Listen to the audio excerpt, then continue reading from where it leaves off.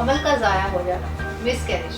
क्या आपका हमल बार बार ज़ाया हो रहा है? हमल का बार बार ज़ाया होना खतरनाक साबित हो सकता है। हमल के दौरान किन चीज़ों और कामों से एहतियात ज़रूरी है? मुकम्मल मालूमात के लिए वीडियो को आखिर तक लाज़मी देखें। अस्सलाम वालेकुम नाज़रीन, उम्मीद है आप सब खैरियत से। आज मैं बात करूंगी हमल के ज़ाया हो जाने के बारे में, यानी मिसकैरेज क्यों होता है, इसकी वजूहात क्या हैं और औरत को किस तरह पता चलता है कि इसको मिसकैरेज हो गया है। तो सबसे पहले बताती हूँ कि मिसकैरेज होता क्या है। It is the death of foetus, यानी बच्चा पैदा होने से पहले ही इसकी यूट्रस के अंदर डेथ हो जाती है। यूजुअली ये वो बच्चे होते हैं जिनके अंदर हार्ट बीट अभी प्रेजेंट नहीं होती। अर्ली प्रेगनेंसी में यानी 13 to 20 वीक्स के अंदर अंदर मिसकैरेज होने के चांसेस बहुत ज़्यादा होते हैं। अगर औरत को यूजुअली ब्लीडिंग हो रही होती है तो लगता है कि मिसकैरेज हो गया है, तो इस सूरत में डॉक्टर एक टेस्ट ट्रांस वजाइनल अल्ट्रासाउंड करते हैं, जिसमें ये मालूम किया जाता है कि बेबी की हार्ट बीट है या नहीं। और 7 to 8 वीक्स के अंदर अंदर अगर बच्चे की हार्ट बीट मौजूद है तो 95% चांसेस होते हैं कि यहाँ तक कि आपको ब्लीडिंग हो भी रही हो तो इसके बावजूद प्रेगनेंसी एंड तक जाएगी। अगर औरत की फर्स्ट प्रेगनेंसी ही मिसकैरेज हुई हो तो 40% चांसेस होते हैं कि दूसरी भी मिसकैरेज में एंड होगी। अगर दूसरी बार हमल ज़ाया हुआ हो तो 25% चांसेस होते हैं कि ये भी मिसकैरेज में एंड होगी। मिसकैरेज के चांसेस उम्र के साथ भी बढ़ जाते हैं। अगर औरत की उम्र 30 साल से कम है तो मिसकैरेज के चांसेस 10% तक होते हैं। अगर औरत की उम्र 40 साल या इससे ज़्यादा है तो मिसकैरेज के चांसेस 45% तक हो जाते हैं।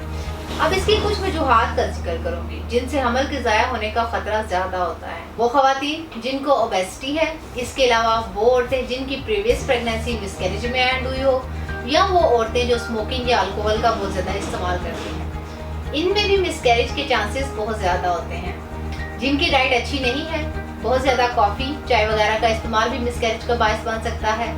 इसकी एक और वजह हार्मोन इम्बैलेंस भी है, यानी प्रोजेस्टेरोन का लेवल बहुत ज़्यादा कम है। प्रोजेस्टेरोन हार्मोन विजिबल प्रेगनेंसी में बहुत अहम होता है। इसके अलावा मिसकैरेज एब्नॉर्मल प्लेसेंटा की वजह से भी होता है। ये वो जगह या कनेक्शन है जहाँ से माँ और बच्चे के दरमियान ब्लड फ्लो हो जाती है। माँ और बच्चे के दरमियान ब्लड फ्लो हो जाती है। औरतों में वीक सर्विक्स भी मिसकैरेज की वजह बनता है, क्योंकि सर्विक्स इतना कमज़ोर होता है कि वो बेबी को होल्ड नहीं कर पाता।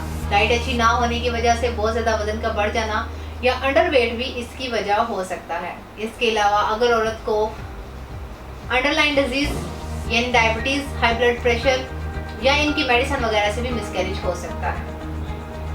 अब मिसकैरेज होने की कुछ अलामात बताती हूँ। कभी कभी 7 से 8 हफ्तों के दौरान जो प्रेगनेंसी होती है इस औरत को पता ही नहीं चलता है कि इसका मिसकैरेज हो गया है, क्योंकि औरत को लगता है नॉर्मल पीरियड्स आ रहे हैं, क्योंकि इस पीरियड्स के सिम्टम्स महसूस होते हैं। क्योंकि ऐसे पीरियड्स के सिम्टम्स महसूस होते हैं जैसे कि लोअर बॉडी में क्रम्स शुरू हो जाते हैं, लोअर बैक पेन होती है और इसमें कभी कभी लाइट ब्लीडिंग होती है, और कभी सिर्फ किसी औरत को हल्की सी स्पॉटिंग होती है, और किसी सूरत में बहुत ज़्यादा हैवी ब्लीडिंग होती है, लेकिन प्रेगनेंसी के तमाम सिम्टम्स ख़त्म हो जाते हैं।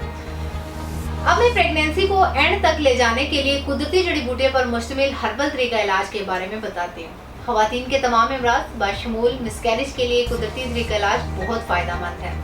तासीर दवाखाना की काबिल माहिरीन हुक्मा, डॉक्टर्स, लेडी डॉक्टर्स, फार्मासिस्ट और साइंटिस्ट ने बेऔलादी के मशहूर और रूहानी मुआलिज हकीम डॉक्टर तारिक महमूद तासीर की ज़ेर सरपरस्ती मुख्तलिफ इक़साम की जड़ी बूटियों पर तहकीक के बाद बार बार हमल ज़ाया होने का बेहतरीन हर्बल इलाज मुतारिफ कराया, और तासीर दवाखाना के माहिरीन ने इस बात को यकीनी बनाया है कि हमल को कुदरती इलाज, बेहतरीन खुराक और एहतियात के ज़रिए बरकरार रखा जा सकता है। तासीर दवाखाना के इस इलाज से बहुत से बेऔलाद जोड़े औलाद जैसी नेमत से सरफराज हो चुके हैं। तासीर दवाखाना की तमाम अद्वियात हर तरह के केमिकल और स्टेरॉइड से पाक और मुकम्मल तौर पर कुदरती हैं, और ये इलाज प्रेगनेंसी में हाल तमाम रुकावटों को ख़त्म करता है, हार्मोन्स को बैलेंस रखता है, प्रोजेस्टेरोन के लेवल को नॉर्मल करता है। इसके अलावा ख़वातीन जिनका वज़न बहुत ज़्यादा बढ़ जाता है, इनके वज़न को कंट्रोल करने में भी मुफीद है।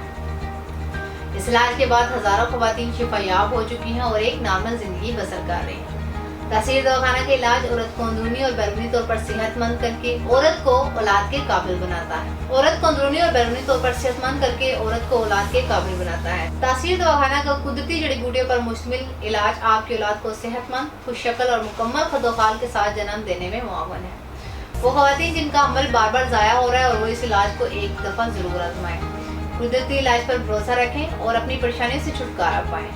अब कुछ ग़िज़ाएँ और एहतियाती तदाबीर बताती हूँ जिन पर अमल करके प्रेगनेंसी को एंड तक ले जाया जा सकता है। ताज़ा सब्जियाँ और सलाद का इस्तेमाल करें या मिक्स सब्जी पकाकर भी खा सकते हैं। इसके अलावा फ्रेश फ्रूट भी लाजमी इस्तेमाल करें, लेकिन फ्रूट को अच्छी तरह धोकर इनका छिलका उतार कर खाएं। कच्चा दूध प्रेगनेंसी में हरगिज़ इस्तेमाल ना करें। इसके अलावा मेथी दाना भी हरगिज़ इस्तेमाल ना करें, क्योंकि फ्रूट और सब्जियों के इस्तेमाल से 70% तक हमल ज़ाया होने के चांसेस कम हो जाते हैं। गरम और तेज़ मसालेदार खानों से परहेज़ करें। कोल्ड ड्रिंक, जंक फूड और तमाम बेकरी की बनी हुई अशिया से मुकम्मल परहेज़ करें। नेचुरल फूड का इस्तेमाल ज़्यादा से ज़्यादा करें। सफाई का खास ख्याल रखें। पुरसकून और खुशगवार माहौल में रहें। स्ट्रेस से जिस हद तक हो सके खुद को दूर रखें। प्रेगनेंसी के दौरान हल्की फुल्की वर्जिश ज़रूर करें, वॉक करें, योगा करें और खुद को पुरसकून रखें। प्रेगनेंसी के दौरान हैवी एक्सरसाइज से परहेज़ करें। इसके मुतालिक मज़ीद मालूमात और रहनुमाई के लिए हमारे YouTube चैनल तासीर दवाखाना विजिट करें। वो तमाम ख़वातीन जो बार बार मिसकैरेज की वजह से परेशान हैं, वो आज ही अपॉइंटमेंट लेकर तासीर दवाखाना तशरीफ़ लाएँ और मुकम्मल चेकअप के बाद अपना इलाज करवाएं और अपनी अधूरी खुशियों को पूरा करें। आप हमें स्क्रीन पर दिए गए नंबर पर कॉल करके अपना मसला बता सकती हैं। ताहम वो ख़वातीन जो किसी वजह से क्लिनिक नहीं आ सकती, वो अपनी रिपोर्ट्स हमें व्हाट्सएप करके अद्वियात मंगवा सकते हैं। अगले प्रोग्राम में एक नए मौजू के साथ दोबारा हाजिर होंगी। तब तक के लिए अपना ख्याल रखिए। मुझे इजाज़त दीजिए। अल्लाह हाफ़िज़।